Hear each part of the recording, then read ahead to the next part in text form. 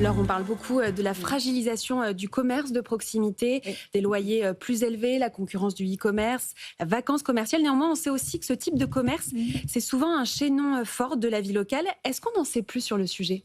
Alors, on en sait plus sur le sujet. Effectivement, c'est intéressant de regarder aussi ce que donnent ces petits commerces de proximité qui ont un rôle très fort, notamment un rôle social, notamment quand on se pose la question en parallèle de grands centres comme ce dont on vient de parler aujourd'hui.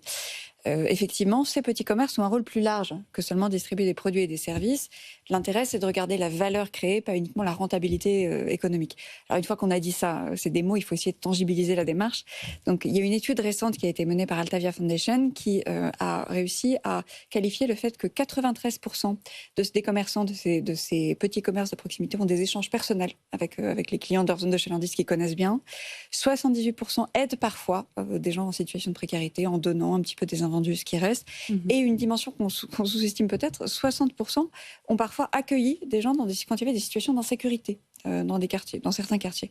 Donc c'est vrai que c'est important de pouvoir tangibiliser, mettre une valeur, même quand il ne s'agit pas de rentabilité et de masse. Oui, mais le commerce, ça reste avant tout un sujet de rentabilité. Est-ce qu'on peut chiffrer la valeur de ces biens?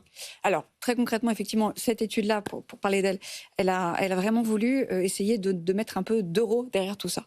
Donc, concrètement, ce qui a été fait, c'est un système d'équivalence qui est de dire, concrètement, si on passe 10 minutes par jour, si chaque petit commerce passe 10 minutes par jour à faire un petit peu de veille sécuritaire, comme on se dit là, et que 1000 commerces le font, ça correspond à une économie de 400 000 euros par an. En faisant de l'aide informelle, du bénévolat, toutes ces actions qui peuvent être valorisables.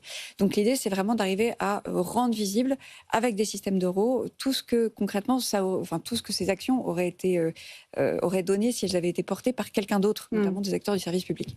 Mais là, ces constats que vous nous communiquez, ils sont basés sur des territoires en particulier. On parle de quoi? Alors l'étude, elle a été menée à Paris, à Saint-Ouen, à Rouen et à Marseille.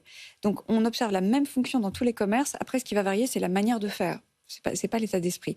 En gros, on a 6 rôles informels de ces commerçants de proximité: la création du lien social, les piliers de la solidarité locale, les animateurs de vie de quartier. On voit beaucoup de communautés de quartier qui se créent. On a parlé de la garantie de sécurité et de la santé publique, un acteur écologique, parce que quelquefois c'est là-bas qu'on rapporte ce qu'on trie, ces pots, etc.